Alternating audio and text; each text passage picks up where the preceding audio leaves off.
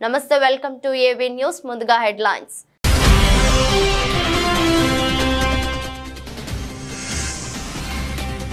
ఢిల్లీలో ఘనంగా 78వ స్వాతంత్ర దినోత్సవ వేడుకలు ఎర్రకోటపై జాతీయ జెండాను ఆవిష్కరించిన ప్రధాని మోదీ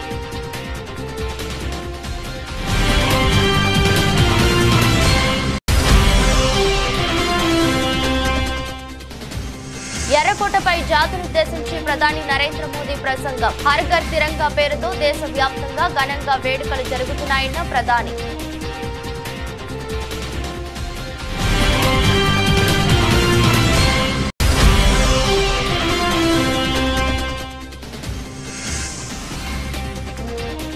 గోల్కొండలో స్వాతంత్ర దినోత్సవ వేడుకలు జెండా ఎగురవేసిన సీఎం రేవంత్ రెడ్డి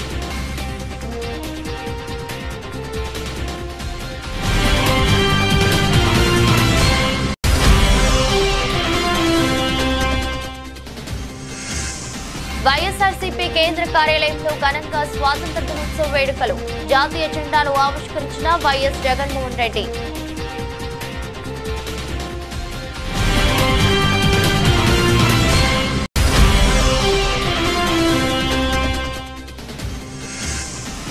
భారత రెస్లర్ వినేష్ ఫోగాట్ కు తీవ్ర నిరాశ పిటిషన్ కొట్టివేసిన సిఈఎస్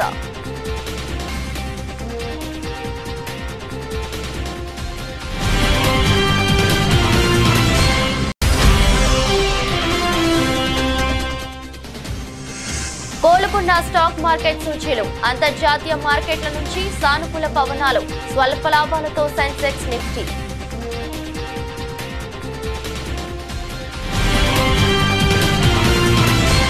డెబ్బై 78వ స్వాతంత్ర దినోత్సవం సందర్భంగా ప్రధాని నరేంద్ర మోదీ ఢిల్లీలోని ఎర్రకోటపై వరుసగా 11వసారి త్రివర్ణ పతాకాన్ని ఎగురవేశారు.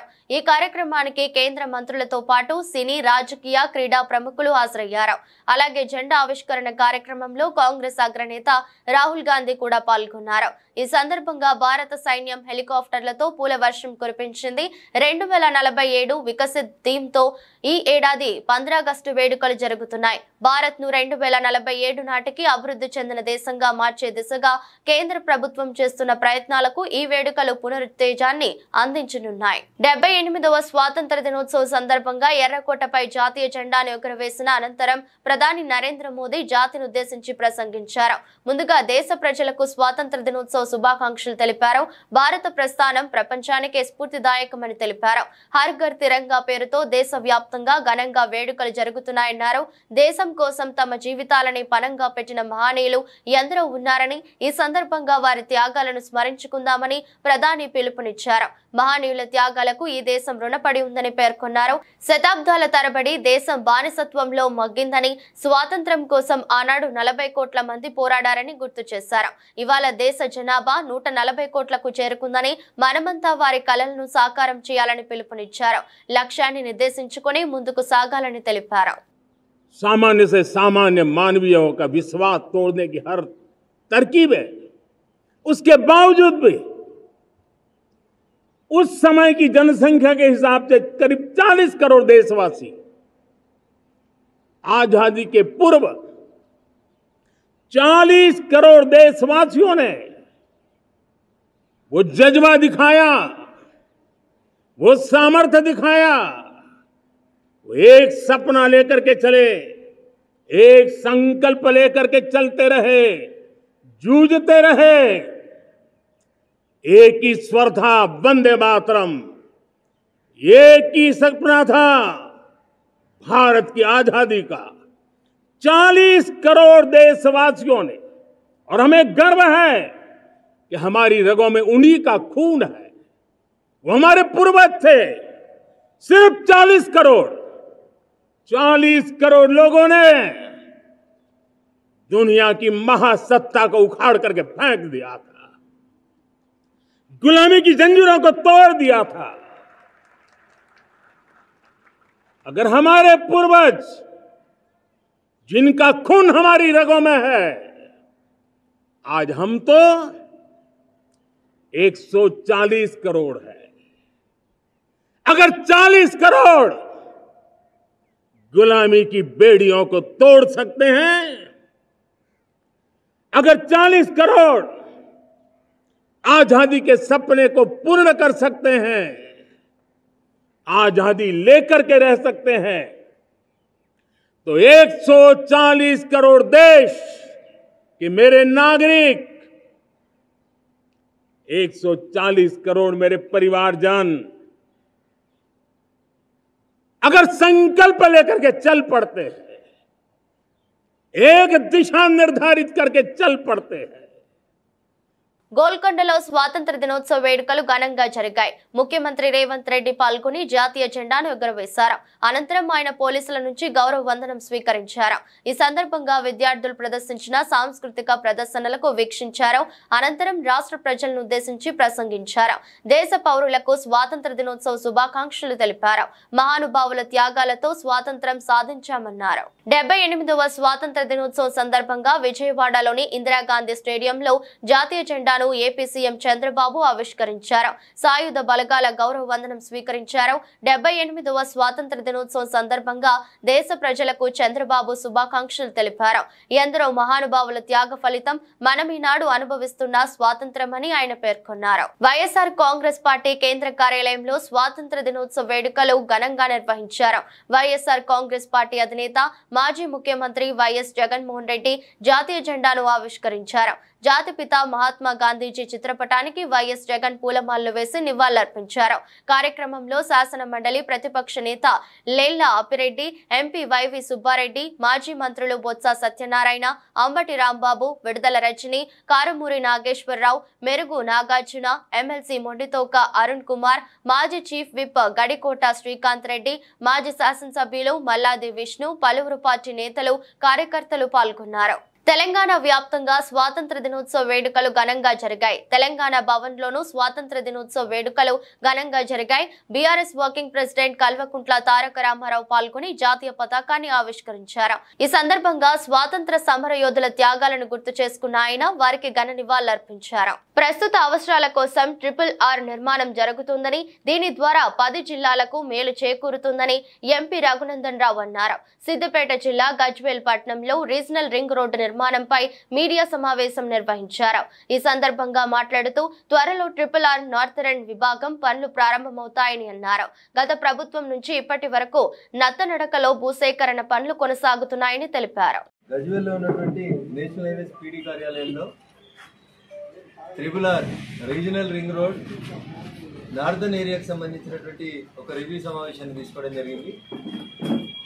ఈరోజు సాయంత్రం 5 గంటలకి న్యూఢిల్లీలో నితిన్ గడ్కరీ గారు, తెలంగాణ రాష్ట్ర కేబినెట్ మంత్రి గౌరవనీయులు కిషన్ రెడ్డి గారి నాయకత్వంలో national highways, regional ring road, green field expressway హైవేలు, తెలంగాణకు రావాల్సినటువంటి జాతీయ రహదారులకు సంబంధించి సాయంత్రం 5 గంటలకి ఇద్దరు కేంద్ర మంత్రులు గౌరవనీయులు నితిన్ గడ్కరీ గారు, కిషన్ రెడ్డి గారు కలిసి సమీక్ష సమావేశాన్ని నిర్వహిస్తూ ఉన్నారు. తెలంగాణలో పెండింగ్లో ఉన్నటువంటి గ్రీన్ ఫీల్డ్ ఎక్స్ప్రెస్ వేలు, RRR నార్థన్ రీజియన్తో పాటు కొత్తగా ఏర్పాటు చేయాల్సినటువంటి జాతీయ రహదారులకు సంబంధించి ఒక సమీక్ష సమావేశం కొద్దిసేపటి తర్వాత న్యూఢిల్లీలో జరగబోతాం.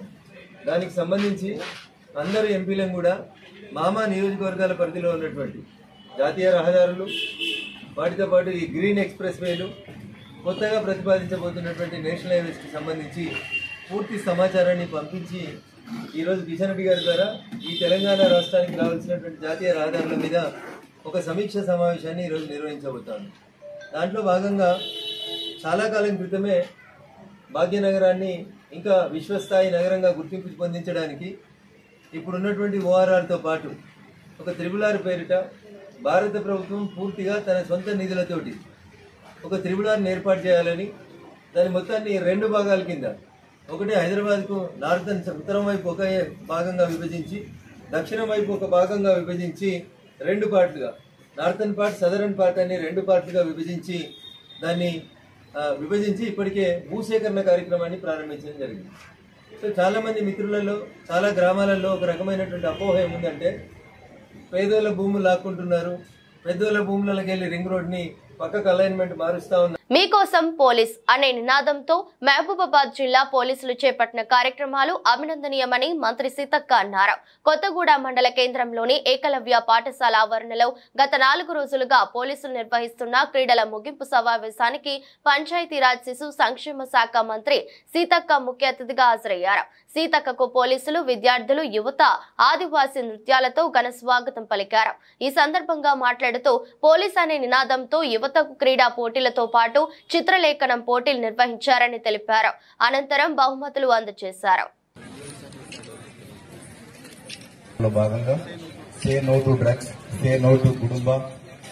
సిఐ గారు, ఏఎస్పీ, డిఎస్పీ, మరి ఎస్పీ గారు, పోలీస్ శాఖ సోదరులందరూ కూడా కలిసి ఆలోచన గాని వారు ఆడే ఆట గురించి అవగాహన చేసుకొని మరి ఈరోజు గేమ్స్ ఏర్పాటు చేసి ఈ ఎండింగ్ డే ముగింపుకు నన్ను పిలవడం నాకు చాలా సంతోషం అనిపిస్తుంది. వారికి ప్రత్యేకంగా మరి మన మహబూబాబాద్ ఎస్పీ గారికి, సుధీర్ కేకన్ గారికి ప్రత్యేక అభినందనలు తెలియజేస్తా ఉన్నాను. దాదాపుగా 3 days 4 రోజుల నుంచి వివిధ ప్రాంతాల నుంచి పాల్గొన్నటువంటి క్రీడాకారులందరికీ హృదయపూర్వక శుభాకాంక్షలు. అంటే ఆటలలో ఓటమి గెలుపు అనేది సహజం. క్రీడ అంటేనే ఒక స్ఫూర్తినిచ్చేది, ఆటలు అంటేనే ఒక స్ఫూర్తి, ఆట అంటేనే ఒక ఫ్లెక్సిబుల్. అంటే ఆటలు అనేది మనకి ఏం సెన్స్ వస్తుందంటే ఒక మంచి జాలి, ఒక మనలో ఉన్నటువంటి నైపుణ్యాన్ని మరి ఆడుతూ పాడుతూ చేసుకునే దాంట్లోనే పోటీ పెట్టుకోవడం అనేది ఈ ఆటల పోటీగా ఈ రోజు నిర్వహించడం జరిగింది.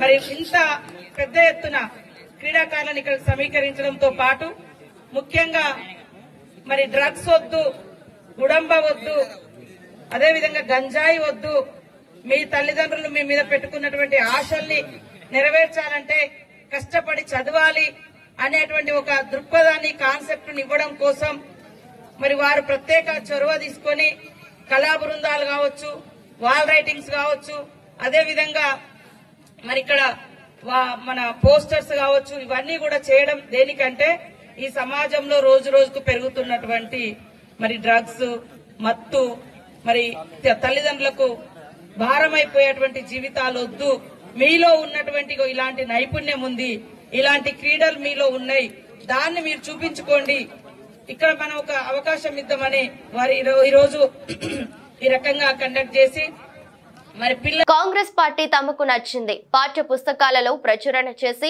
అదే చరిత్రని ప్రచారం చేశారని బీజేపీ రాష్ట్ర అధికార ప్రతినిధి రాణి రుద్రమ్మ అన్నారు.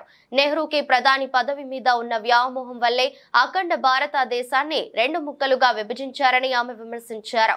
సిద్దిపేట జిల్లా కేంద్రంలోని శివానుభవ మండపంలో దేశ విభజన మాయని గాయాలపై సెమినార్ లో బీజేపీ రాష్ట్ర అధికార ప్రతినిధి రాణి రుద్రమ్మ పాల్గొన్నారు. హిందువులకు అన్యాయం జరిగితే నాటి నుంచి నేటి వరకు కాంగ్రెస్ పార్టీ, కమ్యూనిస్టు పార్టీలు ఎందుకు మాట్లాడలేదని ప్రశ్నించారు. చిన్నప్పుడైతే ఆగస్టు 15 వస్తుంది, జనవరి 26 వస్తుంది అనగానే ఎక్కడ లేని ఉత్సాహం అంతా వచ్చేది. ఇవాళ స్కూల్ పిల్లలకు అవేం లేవు. ఎందుకు లేవంటే ఆగస్టు 15 అయినా జనవరి 26 అయినా హాలిడే కింద అయిపోయింది. హైదరాబాద్ లో పిల్లలకైతే స్కూల్ కు హాలిడే. మరి ఇంకా సిద్దిపేట లాంటి పట్టణంలో ఉన్నటువంటి పిల్లలకు మనం చదువుకున్నప్పుడు ఉన్నటువంటి ఆ అనుభూతి ఉన్నదా లేదా అనేటువంటిది మీ అందరికీ ఎక్కువ తెలియాలి. అసలు ఎవరెవరు అసువులు బాసిండ్రు, ఎవరెవరు పోరాటం చేసిండ్రు, భారతదేశానికి స్వాతంత్రం ఎందుకని అడిగి పోరాటం చేసినాము, ఎవరి వల్ల స్వాతంత్రం వచ్చింది, ఆ వీరులు ఎవరు, అప్పటి నుంచి ఇప్పటి వరకు ఉన్నటువంటి పరిస్థితి ఏమిటి అని ఈ అంశాలన్నిటిపైన ఉపన్యాసాలు, చర్చలు, పోటీలు ఉండే కాబట్టి ఆ రోజు అవన్నీ కూడా మనకు తెలిసేది. కాంగ్రెస్ పార్టీ భారతదేశానికి స్వతంత్రం వచ్చిన తర్వాత మొట్టమొదటిసారిగా అధికారంలోకి వచ్చినటువంటి పార్టీ కాబట్టి, ఆ తర్వాత 40 సంవత్సరాలు భారతదేశాన్ని పరిపాలించినటువంటి పార్టీ కాబట్టి వాళ్ళు ఏది కరెక్ట్ అనుకుంటే, ఏది ప్రజలకు చెప్పాలనుకుంటే అదే చరిత్రగా రాసి దాన్నే పాఠ్య పుస్తకాల్లో పెట్టిండ్రు. అది మాత్రమే మనం నేర్చుకున్నాం. అది నానానికి ఒకవైపు. అసలు ఈ భారతదేశం అఖండ భారతదేశంగా ఎట్లా ఉన్నది, ఈ భారతదేశం హైందవ దేశంగా ఎట్లా ఉంది, ఈ భారతదేశం ఇవాళ సెక్యులర్ అనేటువంటి పేరు కింద ఈ భారతదేశాన్ని, దీనికి ఉన్నటువంటి రూపాన్ని, రంగుని కాంగ్రెస్ పార్టీ ఎట్లా మార్చింది, అనేటువంటిది చెప్పే ప్రయత్నమే ఇవాళ భారతదేశం అధికారంలోకి వచ్చిన తర్వాత చేస్తున్నటువంటి ప్రయత్నం. ఆ ప్రయత్నంలో భాగంగానే దేశానికి స్వతంత్రం వచ్చినటువంటి సమయంలో అసువులు బాసినటువంటి అమరులందరినీ కూడా ఒకసారి స్మరించుకోవాల్సినటువంటి అవసరం ఉన్నది. నిర్మల్ జిల్లా బాసర ప్రసిద్ధ పుణ్యక్షేత్రమైన జ్ఞాన సరస్వతి అమ్మవారి అనుబంధ దత్తాత్రేయుని ఆలయంలో గుర్తు తెలియని వ్యక్తులు హుండీని పగలగొట్టారు. అంతటితో ఆగకుండా ఆలయానికి సమీపంలో ఉన్న లడ్డు ప్రసాదం కౌంటర్ రూమ్ తలుపులు పగలగొట్టి లోపలికి ప్రవేశించారు.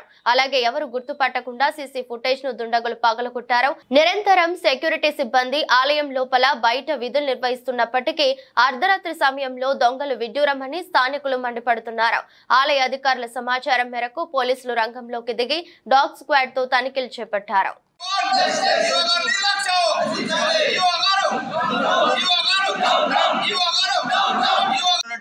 బాసర క్షేత్రంలో గత రాత్రి 10 గంటల సమయంలో బాసర అమ్మవారి దత్తాత్రేయ మందిరంలో దొంగలు ఉండి పగలగొట్టి దోచుకెళ్లడం జరిగింది. ఇక్కడ చూస్తే పూర్తిగా భద్రత వైఫల్యం చూపిస్తున్నది. ఇక్కడ 28 మంది హోంగార్డులు ఉండి నైట్ పూట డ్యూటీ చేయకుండా దొంగతనం చేసిన వ్యక్తి వాళ్ళ కళ్ళ ఎదుటనే దోచుకొని పోతా ఉంటే ఇక్కడ ఎంత నిర్లక్ష్యం కనబడుతుందో ఈ పాటికి అర్థమవుతుంది. ఈరోజు మా బాసర మండలవాసులం వీడీసీ కమిటీ అందరం కలిసి గ్రామస్తులందరం కలిసి ఈఓ గారికి అదేవిధంగా ఇక్కడ ఎస్ఐ గారికి కూడా మెమోరాండం ఇవ్వడం జరిగింది. అయ్యా మీకు ఒకటే తెలియజేస్తా ఉన్నాం, మీరు ఈరోజు ఇంత పెద్ద టెంపుల్కు రెగ్యులర్ ఈఓ లేడు, మేము ఒకటే బాసర గ్రామస్తులందరం కోరుతా ఉన్నాం, జేసీ టెంపుల్ లాగా కలెక్టర్ స్థాయిలో హోదాలో కూడా ఈఓ నియమించాలి. ఇక్కడ భద్రత వైఫల్యం అదేవిధంగా రిటైర్డ్ మిలిటరీతో సహా ఇక్కడ నియమించాలి. లేదు అంటే ఈరోజు చిన్న దొంగతనమే జరిగింది, లేదంటే రేపు అమ్మవారిని కూడా ధ్వంసం చేసి మొత్తం ఆలయాన్ని ధ్వంసం చేసే రకం ఉన్నాయి. కాబట్టి ఇక్కడ తక్షణమే హోంగార్డ్ వ్యవస్థను తీసివేసి మేము ఒకటే గ్రామస్తులను కోరుతా ఉన్నాం, పై అధికారులకు జిల్లా ఎస్పీ గారి కలెక్టర్ కూడా మేము ఒకటే చెప్తా ఉన్నాం. ఈరోజు మా బాసర గ్రామంలోని చాలా మంది యువకులు ఉన్నారు, ఒక్కొక్కరికి హోంగార్డ్కి 28,000 శాలరీ ఇస్తున్నారు. మా గ్రామస్తుడికి మరొక యువకుడికి 9,000 ఇస్తే 8 గంటలు కూడా పనిచేసే రకం ఉన్నారు. కాబట్టి ఈ భద్రత వైఫల్యం తక్షణమే ఎండగడతా ఉన్నాం. లేని పక్షంలో మా బాసర గ్రామస్తులందరంపై ఇలాంటి దుండగులు ఇంకోసారి జరిగితే మేము మొత్తం కలిసి కలెక్టర్ ఆఫీస్ ముందు ఎస్పీ ఆఫీస్ ముందు బైఠాయించి నిరసన వ్యక్తం చేస్తామని చెప్పి నేను బాసర గ్రామస్తుడిగా మా గ్రామస్తులందరం ఈరోజు కోరుతా ఉన్నాం. ఆలయంలో ఈరోజు దోపిడీ జరిగింది. హుండీలనే పగలగొట్టి దొంగతనం చేయడం జరిగింది. ఇక్కడ సెక్యూరిటీ ఉన్నా కూడా సీసీ కెమెరాలు ఉన్నా కూడా అక్కడ దొంగతనం జరిగిందంటే ఇక్కడ వ్యవస్థ పైన ప్రజలకు ఏ విధమైన నమ్మకం కలుగుతున్నది అన్నది తెలుసుకోవాల్సిన అవసరం ఉన్నది. పక్కనే పోలీస్ స్టేషన్ ఉన్నా కూడా ఇక్కడ సిగ్గుచేటుగా ఉన్నది. బాసర భక్తులందరికీ కూడా అవమానం కలిగినట్లు ఇక్కడ జరిగిన సంఘటన చూస్తే అర్థమవుతుంది. బాసరలో ఉన్న నిరుద్యోగులందరూ కూడా ఇక్కడ ఫ్రీగా భద్రత లోపం జరిగినట్లు ఈరోజు హుండీలను పగలగొట్టి దొంగలు తీసుకెళ్లడం జరిగింది. ఇక్కడ సెక్యూరిటీ సిబ్బంది ఉంది, సీసీ కెమెరాలు ఉంది. సీసీ కెమెరాలు కూడా కొన్ని లక్షలు పెట్టారు, కానీ ఆ సీసీ కెమెరా నిఘా వైఫల్యమే ఇది దోపిడీకి నిదర్శనంగా కనబడుతుంది. బాసర్లో ఉన్న ఆలయ అధికారులు కానీ సెక్యూరిటీ సిబ్బంది కానీ ఏం చేస్తున్నారని భక్తులు ప్రశ్నిస్తున్నారు. ఇకనైనా కట్టుదిట్టంగా హిందూ దేవాలయాలను పరిరక్షించాల్సిందిగా కోరడం జరుగుతుంది. విజయవాడ నడిబొడ్డులోని అంబేద్కర్ సామాజిక న్యాయ మహాశిల్పంపై దాడికి పాల్పడటం చాలా దారుణమని, ఈ ఘటనను ప్రజాస్వామ్యవాదులంతా తీవ్రంగా ఖండించాలని రాజమండ్రి పార్లమెంటరీ నియోజకవర్గ వైఎస్ఆర్సీపీ ఇన్ఛార్జి డాక్టర్ గూడూరి శ్రీనివాస్ అన్నారు. ఈ సంఘటనపై ఎప్పటికీ సీఎం గాని డిప్యూటీ సీఎం గాని స్పందించకపోవటం మరింత దారుణమన్నారు. విజయవాడలో అంబేద్కర్ మహానీయుని విగ్రహ దాడికి పాల్పడిన ఘటనపై వైఎస్ఆర్సీపీ శనివారం సాయంత్రం రాజమహేంద్రవరంలోని క్వారీ జంక్షన్ లో కొవ్వొత్తులతో నిరసన ర్యాలీ నిర్వహించింది. ఈ సందర్భంగా డాక్టర్ గూడూరి శ్రీనివాస్ మాట్లాడుతూ రాష్ట్రంలో ఎన్డీఏ ప్రభుత్వం సాగిస్తున్న అరాచకాల నుంచి ప్రజల దృష్టి మళ్లించడానికి భారత రాజ్యాంగ నిర్మాత డాక్టర్ బిఆర్ అంబేద్కర్ విగ్రహంపై టీడీపీ మూకలు దాడి చేశారని ఆరోపించారు. ఏలూరు జిల్లా నూజివీడులోని సబ్ కలెక్టర్ కార్యాలయం, నూజివీడు పట్టణ పోలీస్ స్టేషన్లలో మరియు అధికారిక కార్యాలయాల్లో 78వ స్వాతంత్ర వేడుకలు ఘనంగా జరిగాయి. నూజివీడు సబ్ కలెక్టర్ కార్యాలయంలో ఆర్డీఓ భవానీ శంకరి జాతీయ పతాకాన్ని ఆవిష్కరించి పతాకానికి గౌరవ వందనం చేశారు. నూజివీడు పట్టణం పోలీస్ స్టేషన్లో సిఐ మూర్తి పతాకాన్ని ఆవిష్కరించి గౌరవ వందనం చేశారు. నూజివీడు రూరల్ సిఐ కొప్పిశెట్టి రామకృష్ణ జాతీయ పతాకాన్ని ఆవిష్కరించారు. ఎంతో మంది స్వాతంత్ర సమరయోధుల త్యాగ ఫలితంగా భారతదేశానికి స్వాతంత్రం సిద్ధించిందని, స్వాతంత్రం ద్వారా ప్రజలకు సమానంగా అన్ని లభించాయని అధికారులు తెలిపారు. అనకాపల్లిలో 78వ స్వాతంత్ర దినోత్సవ వేడుకలు ఘనంగా నిర్వహించారు. జిల్లా కేంద్రమైన అనకాపల్లి పట్టణంలోని ఎన్టీఆర్ స్టేడియంలో ఏర్పాటు చేసిన స్వాతంత్ర దినోత్సవ వేడుకల్లో రాష్ట్ర హోంమంత్రి వంగలపూడి అనిత ముఖ్య అతిథిగా పాల్గొని జాతీయ పతాకాన్ని ఆవిష్కరించి పోలీసుల గౌరవ వందనం స్వీకరించారు. ఈ సందర్భంగా హోంమంత్రి అనిత మాట్లాడుతూ జిల్లా కేంద్రంలో స్వాతంత్ర దినోత్సవ వేడుకలలో పాల్గొనడం సంతోషంగా ఉందని, అలాగే స్వాతంత్ర్యం కోసం జరిగిన పోరాటంలో అనకాపల్లి జిల్లా నుండి కూడా స్వాతంత్ర సమరయోధులు పాల్గొన్నారని అన్నారు. ఈ వేడుకలలో జిల్లా కలెక్టర్ విజయకృష్ణన్, జిల్లా SP Deepika Patil, MP CM Ramesh, MLA Konathala Ramakrishna, అధికారులు, విద్యార్థులు, స్థానిక ప్రజలు పాల్గొన్నారు. 78వ స్వాతంత్ర దినోత్సవ వేడుకలను పురస్కరించుకొని గురువారం ఉదయం రాజమహేంద్రవరం జిల్లా కోర్టు ఆవరణంలో జిల్లా ప్రధాన న్యాయమూర్తి గంధం సునీత జాతీయ జెండాను ఎగురవేసి గౌరవ వందనం చేశారు. ఈ సందర్భంగా ప్రధాన న్యాయమూర్తి గంధం సునీత మాట్లాడుతూ ఎందరో స్వాతంత్ర సమరయోధుల త్యాగాల ఫలితమే నేడు మనం ఈ స్వాతంత్ర ఫలాలను అనుభవించగలుగుతున్నామని, మనమందరం వారికి రుణపడి ఉంటామని తెలిపారు. ఇదే స్ఫూర్తితో ప్రతి కోర్టులోనూ ఉండే విభాగంలో ప్రతిబింబించే విధంగా పనితీరు ఉండాలని ఆమె గుర్తు చేశారు. స్వాతంత్ర్యం వచ్చి 77 సంవత్సరాలు పూర్తి చేసుకుని 78వ సంవత్సరంలో అడుగుపెట్టాము. ఈ సందర్భంగా మనము ఇంత స్వేచ్ఛగా జీవితాన్ని గడుపుతున్నామంటే అన్ని రకాలుగా ఎంతో మంది అమరవీరులు వాళ్ళ ప్రాణాన్ని త్యాగం చేసి మనకు స్వాతంత్ర్యాన్ని తీసుకురావడం జరిగింది. మనం స్వాతంత్ర దినోత్సవం జరుపుకుంటున్నాము అంటే వచ్చి జెండా ఎగిరేసామా వెళ్ళామా అన్నట్లుగా ఉండకూడదు. నేను ఇక్కడికి వచ్చిన దగ్గర నుంచి కూడా అదే రకమైన వాతావరణాన్ని క్రియేట్ చేసి ఇక్కడ ప్రతి కోర్టులో ఉండే ప్రతి ఇంచ్ కూడా ఆ పేట్రియాటిక్ ఆ ఫీలింగ్ అనేది ఇన్కల్కేట్ అయ్యేలాగా ప్రతిబింబించేలాగా ఇక్కడ డెకరేషన్ అది కూడా చేసి స్టాఫ్ కానివ్వండి, అడ్వకేట్స్ దీనికి చాలా అసిస్ట్ చేసి ప్లస్ కావాల్సిన మెటీరియల్ కూడా తీసుకొచ్చి నైట్ అంతా ఉండి చక్కగా డెకరేట్ చేస్తున్నారు. మనము హిందువులుగా లేదా క్రిస్టియన్స్, ముస్లిమ్స్ మనకి సంబంధించిన పండుగల్ని సెలబ్రేట్ చేసుకుంటాము. అది ఇంట్లో మనందరం చేసుకుంటాం. కానీ ఇదేంటంటే జాతీయ పండుగ. మనకి నరనరాల్లోంచి గూస్ బంప్స్ వచ్చి లాగా మన నేషనల్ యాంథమ్ కానివ్వండి, వందే మాత్రం కానివ్వండి, అది ఎందుకు ఎలా వచ్చింది అనే దాన్ని అర్థం చేసుకుంటూ నరాల్లో జీర్ణించుకునేలాగా మనం ఎవ్రీ ఇండిపెండెన్స్ డే కానీ, రిపబ్లిక్ డే కానీ ఇలాంటి నేషనల్ ఫెస్టివల్స్ అనేవి తప్పకుండా జరుపుకోవాలి. ఫ్యూచర్ ఇంకా జనరేషన్ కి అసలు దీనిలో ఉన్నది ఏంటి, మనం ఏదో ఆగస్ట్ 15 వస్తే ప్రోగ్రామ్స్ చేస్తాం, ర్యాలీస్ చేస్తాం ఎట్లా అనేది కాకుండా అసలు ఎందుకు ఇంత బాగా సెలబ్రేట్ చేసుకోవడానికి కారణం ఏంటి అనేది కూడా వాళ్ళకి ఆ రీజన్స్ అన్ని ఎక్స్ప్లెయిన్ చేస్తూ చక్కగా మనకి మంచి సౌభ్రాతృత్వంతో మనకి ప్రియాంబుల్లోనే ఉంది సెక్యులరిజం కానీ, డెమోక్రటిక్ కానీ, సోషలిజం కానీ అన్ని కూడా ఇంకల్కేట్ చేస్తూ బ్రదర్లీహుడ్ గా ఉంటూ చక్కటి మన ఇన్స్టిట్యూషన్ కి మన తరపు నుండి కూడా మన ఈస్ట్ గోదావరి న్యాయ వ్యవస్థ నుండి మంచి పేరెడితే ఆటోమేటిక్ గా హైకోర్టులో one of the part of our district అవుతుంది కాబట్టి అక్కడ కూడా మన న్యాయ వ్యవస్థ ప్రతిభ ఇన్వడింపు చేసేలాగా మీరందరూ కూడా మన రాజ్యాంగానికి లోబడి చక్కగా వర్క్ చేసి మన ఇన్స్టిట్యూషన్ కి డెడికేటెడ్ గా ఉంటారని చెప్పి మీ అందరికీ కూడా ఇంకొకసారి మనస్ఫూర్తిగా స్వాతంత్ర దినోత్సవ శుభాకాంక్షలు. స్వాతంత్ర దినోత్సవం రోజున అక్రమంగా మద్యం అమ్మకాలు చేసేందుకు వైన్ షాప్ తో కుమ్మక్కై విక్రయిస్తున్న 2,86,590 రూపాయల విలువ గల మద్యంను commissioner of police Warangal Amber Kishore ఆదేశాల మేరకు పట్టుకున్నారు.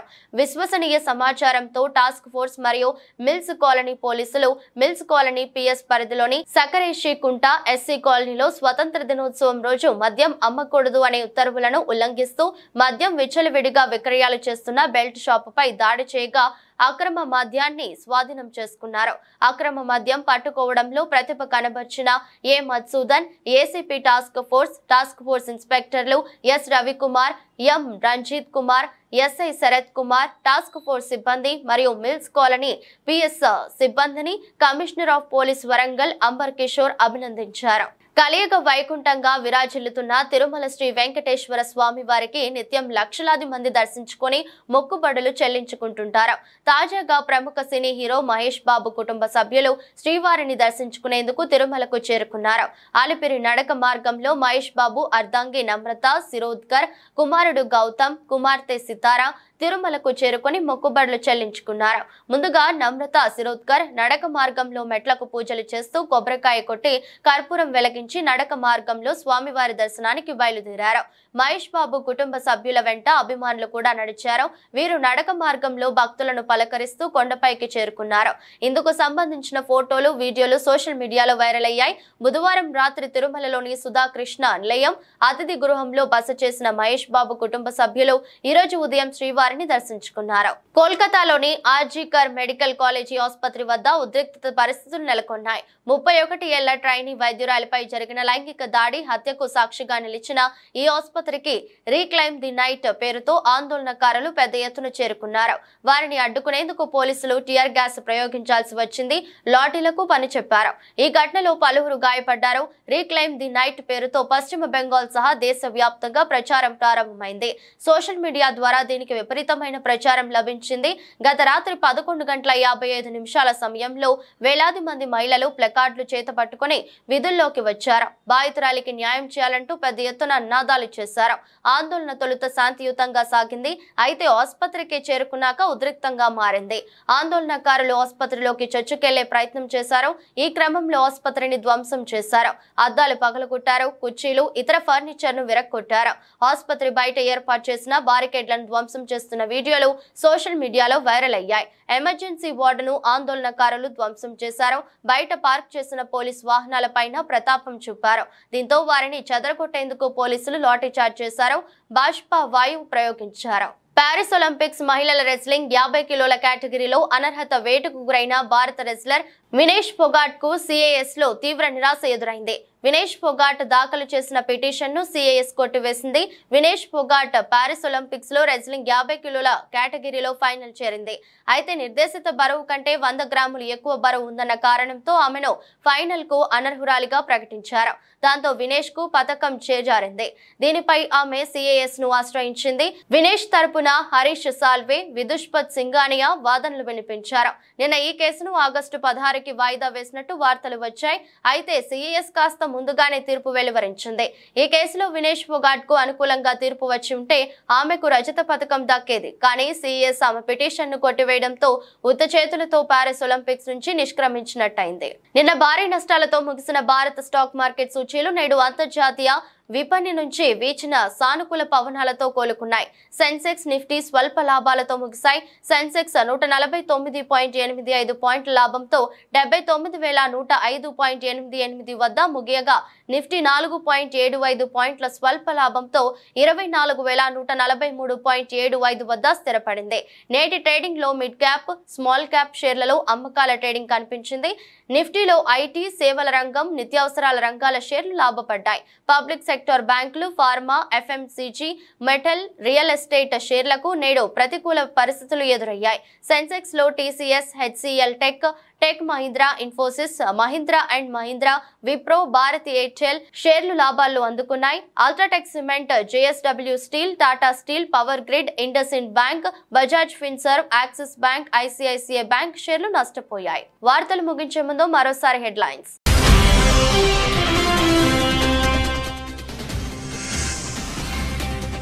ఢిల్లీలో ఘనంగా 78వ స్వాతంత్ర దినోత్సవ వేడుకలు.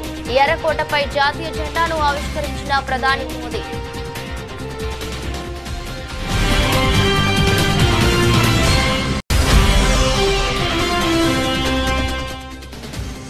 ఎర్రకోటపై జాతినుద్దేశించి ప్రధాని నరేంద్ర మోదీ ప్రసంగం. హర్ ఘర్ తిరంగా పేరుతో దేశవ్యాప్తంగా ఘనంగా వేడుకలు జరుగుతున్నాయన్న ప్రధాని.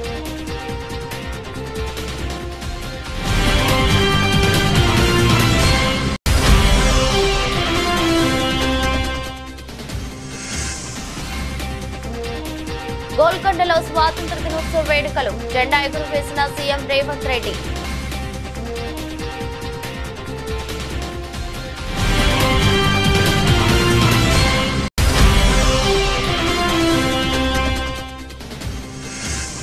వైఎస్ఆర్సీపీ కేంద్ర కార్యాలయంలో ఘనంగా స్వాతంత్ర దినోత్సవ వేడుకలు. జాతీయ జెండాను ఆవిష్కరించిన వైఎస్ జగన్మోహన్ రెడ్డి.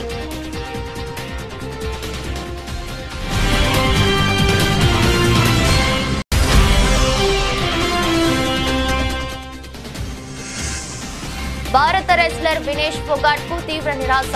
పిటిషన్ కొట్టివేసిన సిఈఎస్.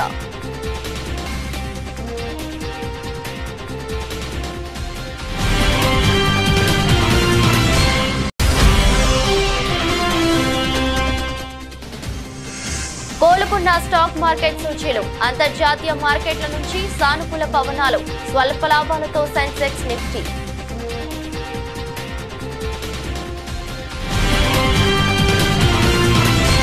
ఇది రోజు బులెటిన్. మరో బులెటిన్లో మళ్ళీ కలుద్దాం. అంతవరకు సెలవు. నమస్కారం.